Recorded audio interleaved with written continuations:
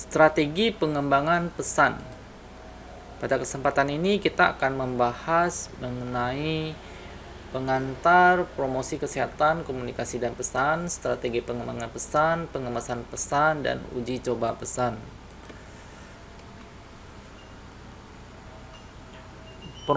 Promosi kesehatan adalah melakukan kegiatan komunikasi, informasi, dan edukasi kepada berbagai segmentasi sasaran.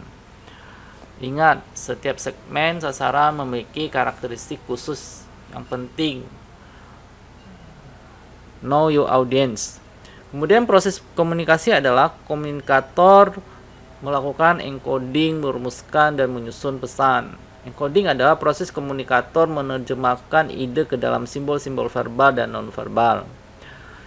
Proses komunikasi terdiri pengirim, kemudian ada pesan, kemudian ada penerima.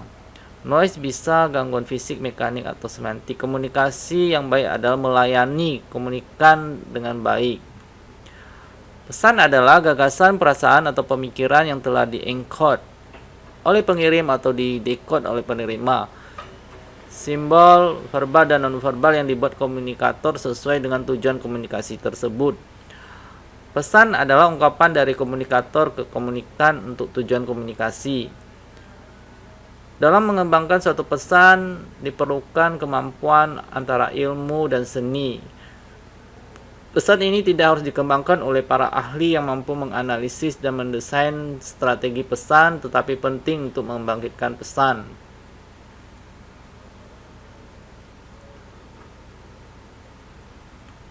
Kemudian 7 tahapan mengembangkan pesan menurut O'Sullivan tahun 2003 ada identifikasi fakta kunci, kemudian identifikasi janji, mendefinisikan dukungan untuk janji, meringkas mengapa audiens harus percaya janji, menggambarkan hambatan terhadap pesan kampanye, mengembangkan kesan yang ideal yang dimiliki audiens setelah mendengar atau melihat pesan, mengidentifikasi profil pengguna yang diinginkan, mengidentifikasi poin pesan utama yang disertakan dalam semua media komunikasi.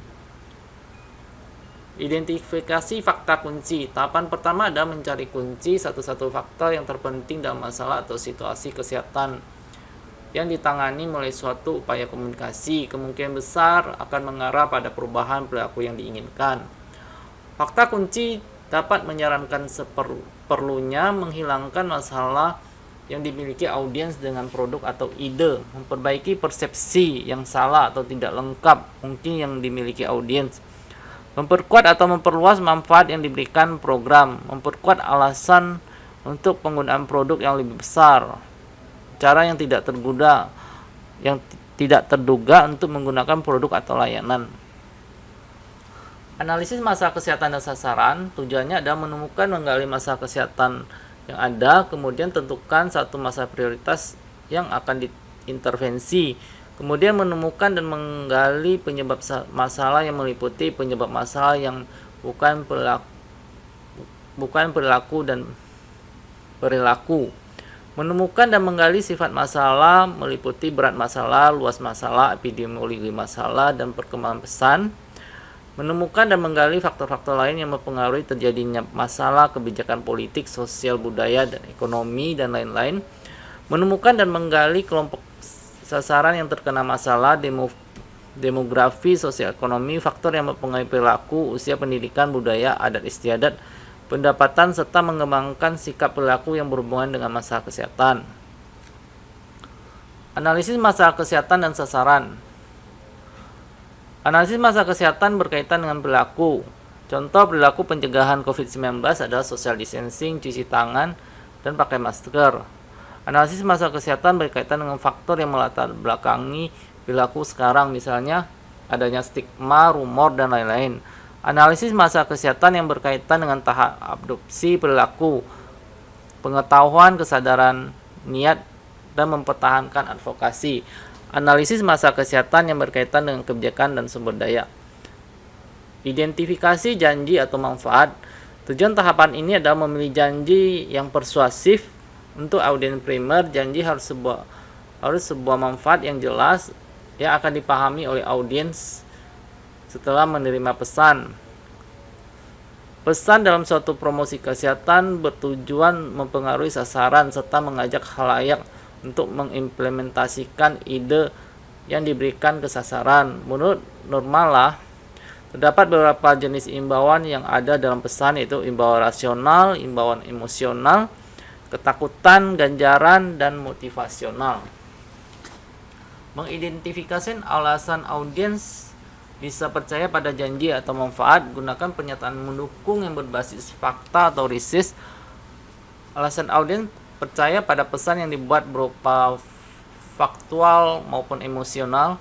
Pernyataan pendukung menjelaskan bagaimana promis bermanfaat bagi audiens, mengapa janji dapat mengurangi hambatan dalam menggunakan produk atau mengadopsi perilaku kesehatan. Kita akan membahas mengenai struktur pesan AIDCA. Attention, perhatian. Agar pesan dapat menarik perhatian khalayak sasaran, maka perlu bantuan beberapa ukuran media cetak atau airtime, jam tayang untuk media penayangan penyiaran, penggunaan warna, spot atau full color, tata letak, layout, jenis huruf, tipografi, bila mungkin ditambah dengan slogan agar pesan mudah diingat. Kita lihat HIV itu tidak menular mulai gigitan, berenang, makan bareng, keringat, batuk bersin, tetapi melalui darah atau cairan kelamin ASI.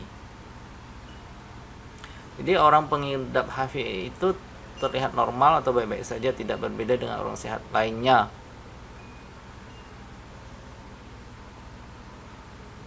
Jadi jiwa yang tegar, hati yang murni, no seks beresiko, no narkoba. Ini ada penyampaian pesan untuk mencegah HIV. Kemudian interest, minat. Dari kalian perlu dibangun ada rasa ingin tahu, perhatian harus tingkatkan menjadi minat, sehingga timbul rasa ingin tahu secara rinci. Dengan demikian penggunaan kata-kata kalimat pembuka sebaiknya merangsang orang ingin tahu atau lebih lanjut. Cukup 2 saja. Jadi orang ingin tahu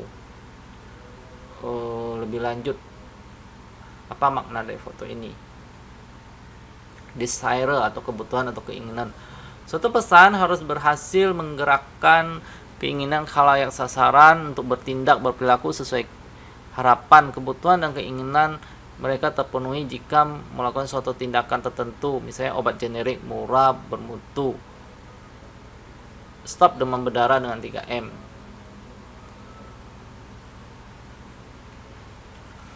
Conviction, rasa percaya. Membangun rasa percaya harus dilakukan karena tidak meragukan pesan yang ada dengan bukti-bukti yang terkait, bahkan jika memungkinkan dilengkapi dengan gambar-gambar informasi pesan kesehatan, maka khalayak sasaran dapat semakin mempercayai informasi pesan kesehatan yang dimaksud. Misalnya contoh, filariasis cegah sedini mungkin, atau penyakit kaki gajah ya, filariasis itu radang kelenjar getah bening pada lipatan paha atau ketiak yang tanpa didahului luka, bengkak pada kaki atau tangan bawah jakar sesuai dengan radang kelenjar getah bening tersebut. Segera berobat ke dokter. Action, cikungunya. Pada tahap ini kebutuhan khalayak sasaran terpenuhi, di antara mereka sudah mulai goyah atau tersentuh emosinya, namun masih timbul perlawanan, keraguan dari diri mereka apakah benar yang dijanjikan pesan tersebut. Dengan demikian harus lebih diyakinkan dengan data yang ada bahwa pesan tersebut patut dilakukan dan keputusannya yang diambil semakin mantap. Contohnya, cikungunya tidak menyebabkan kematian dan kelumpuhan. Pada cikungunya tidak ada perdarahan hebat, renjatan shock maupun kematian. Dengan istirahat cukup, obat demam kompres antisipasi terhadap kejang demam, bagi penderita sangat dianjurkan makan yang bergizi, cukup karbohidrat terutama protein, serta minum sebanyak mungkin untuk memperbanyak konsumsi buah-buahan segar. Penyakit ini bisa sembuh dalam 7 hari, tapi kita harus tetap waspada. Selanjutnya, mengidentifikasi hambatan. Terdapat faktor yang menghalangi audien untuk mengadopsi perilaku yang dikampanyekan, contoh norma sosial. Kompetensi terhadap pesan dapat juga terjadi pada saat audien memiliki pilihan, misalnya untuk mengakses layanan kesehatan, membeli produk kesehatan. Mereka mengevaluasi pesan komunikasi antara pilihan yang mereka miliki. Pesan yang efektif harus dapat dibedakan dari kompetitor. Perlu membuat pesan yang dapat diingat audiens, menjelaskan mengapa sebaiknya mengadopsi pesan tertentu. Kemudian kita akan membahas mengembangkan kesan yang ideal akan dimiliki audiens setelah mendengar atau melihat pesan. Apa yang orang simpan setelah melihat dan mendengar itu seluruh rangkaian pemikiran, perasaan, dan sikap tentang produk, layanan, perilaku yang diusulkan dan pesan. Kemudian orang-orang mengambil pesan termasuk ajakan untuk bertindak. Keseluruhan bukanlah slogan tetapi keyakinan dan perasaan penonton harus didapat dari komunikasi. Pesan yang dibawa pulang mungkin eksplisit atau implisit dan dapat dikomunikasikan secara verbal dan non-verbal. Menggambarkan profil pengguna yang diinginkan, itu mengidentifikasikan karakteristik kepribadian penting diasosiasikan audien dengan menggunakan produk atau layanan atau dengan perubahan perilaku. Setiap pesan membuat pernyataan tentang jenis orang dirasakan audien menggunakan produk atau layanan untuk melakukan sesuatu. Berpikir seperti penonton dan bertanya bagaimana profil seseorang menggunakan produk atau jasa untuk mengadopsi perilaku tersebut. Apakah orang lain ingin meniru pengguna ini? Ada apa dengan pengguna yang membuat orang lain bercita-cita seperti mereka?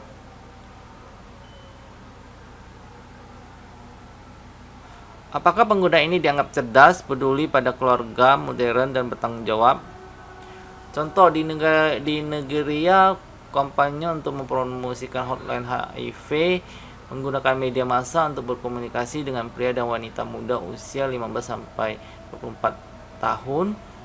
Mereka yang tinggal di wilayah metropolitan Lagos. Tujuan kampanye adalah membuat orang dewasa muda berdiskusi tentang HIV secara terbuka dan berpengetahuan. Hotline HIV ini dimaksudkan untuk menginformasikan audiens tentang topik ini. Berdasarkan penelitian, tim strategis memutuskan bahwa profil pengguna diinginkan adalah pria muda dan wanita yang tahu untuk mengetahui tentang HIV. Pesan dan materi komunikasi diperkuat profil pengguna yang diinginkan dengan menunjukkan karakter yang percaya dan dihormati rekan-rekan mereka dan dikomunikasikan oleh dialog serta bahasa tubuh dalam bahan komunikasi. Kemudian pendekatan dalam penyusunan pesan, pendekatan rasional meyakinkan orang dengan pesan, data yang logis, pengalaman riset. Pendekatan rasional misalnya menampilkan data COVID-19 dan himbauan untuk tinggal di rumah. Pendekatan emosional menggunakan pernyataan perkataan yang mampu menyentuh sasaran. Pesan menggunakan pendekatan emosional yang lebih efektif membandingkan yang lainnya. 75% manusia dalam menetapkan keputusannya selalu dilandasi emosi. Misalnya iklan teh celup menggambarkan keluarga, mari berbicara. Iklan tentang waspada, show you care. Pendekatan humor merupakan metode yang efektif untuk menarik perhatian. Humor menambah kesenangan dan tidak merusak pemahaman. Humor akan lebih berhasil jika tingkat kesadaran tentang pentingnya perilaku sudah mapan dan bukan bagi sasaran yang baru diperkenalkan. Misalnya iklan layanan masyarakat, PLN diputusin itu sakit loh. Pendekatan rasa bersalah. Rasa bersalah akan menjadi pemikat bagi emosi. Orang merasa bersalah bila melanggar peraturan, norma, dan kepercayaan mereka sendiri. Akibatnya tidak pakai AKB, anak kehilangan bapak. Mendeskripsikan target penerima pesan. Sasaran primer adalah sasaran yang terkena masalah kesehatan. Sasaran sekunder, sasaran mempunyai potensi melakukan intervensi promosi kesehatan Sasaran tersier individu yang mempunyai kewenangan memberikan dukungan kebijakan maupun sumber daya kewenangan promosi kesehatan. Identifikasi poin dan pesan kampanye. Untuk mengidentifikasikan poin pesan yang disertakan dalam semua komunikasi disampaikan, mitra akan menerapkan strategi. Semua pesan terlepas dari bagaimana pesan disampaikan oleh siapa harus secara konsisten memberikan inti yang sama. Poin pesan juga dapat digunakan secara khusus sebagai slogan iklan dan sebagai pesan konseling dapat dibangun ke dalam kegiatan berbasis komunikasi. Hierarki efek McGuire adalah pesan harus mendapatkan dan menjaga perhatian audiens. Poin yang terkuat dari pesan harus diberikan di awal. Pesan harus dijelas. Tindakan yang diminta untuk dilakukan pesan harus cukup mudah. Pesan harus menggunakan insentif secara efektif, memberikan bukti yang baik untuk ancaman dan manfaat. Pembawa pesan harus dianggap sebagai sumber informasi yang kredibel. Pesan harus dapat dipercaya dan realistis.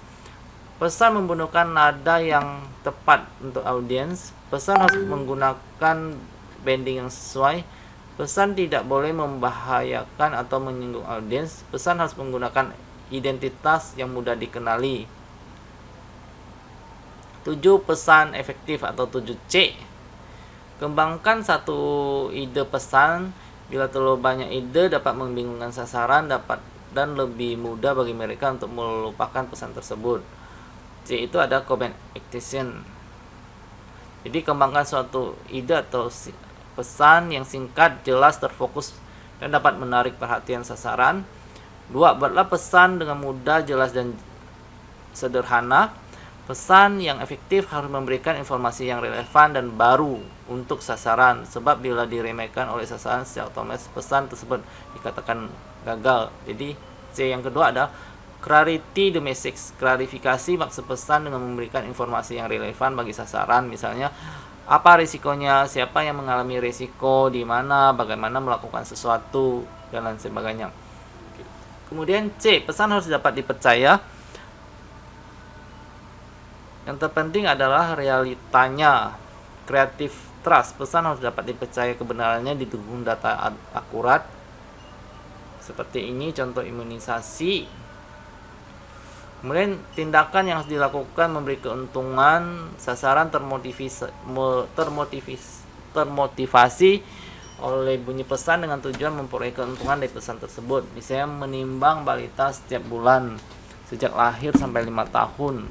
Untuk mengetahui status pertumbuhan balita sebagai deteksi dini gangguan pertumbuhan balita, untuk mendapatkan penyuluhan gizi pertumbuhan balita, konsultasikan balita ke puskesmas. Bila berat badan di bawah garis merah, berat badan tidak naik, berat badan sakit. Bila balita sakit batuk pilek. Mengapa ke posyandu? Agar dapat memantau pertumbuhan balita, mendapatkan vitamin A, imunisasi lengkap, mendapatkan makanan bergizi, ibu hamil mendapatkan tablet tambah darah, ibu mendapatkan pengetahuan. Communicate benefit, tindakan yang diharapkan dilakukan harus menyentuh nilai keuntungan bagi sasaran. Pesan harus konsisten, jadi harus berulang kali. Contoh ini gratis polio, ini juga polio, ini polio, pospin. Pesan harus dapat menyentuh akar dan rasa. Tidak hanya memberikan alasan teknis dapat diterima oleh akar pikiran, juga menyentuh nilai-nilai emosional. Penyampaian pesan oleh tokoh terkenal atau public figure.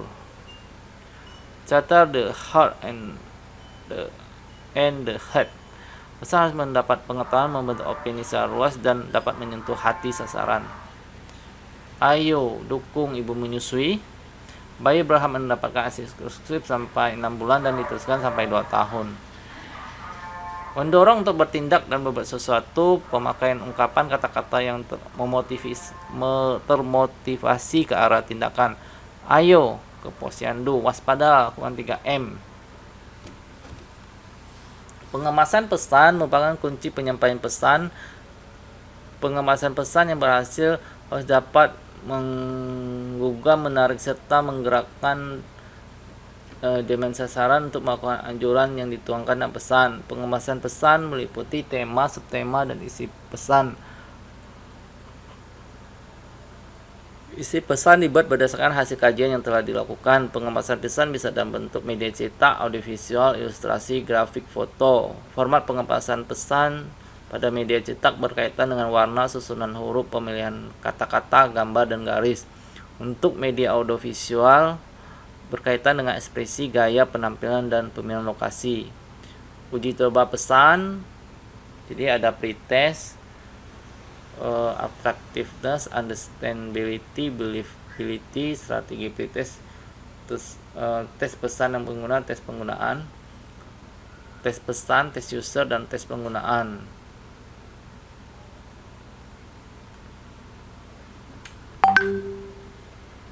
Terima kasih, semoga bermanfaat.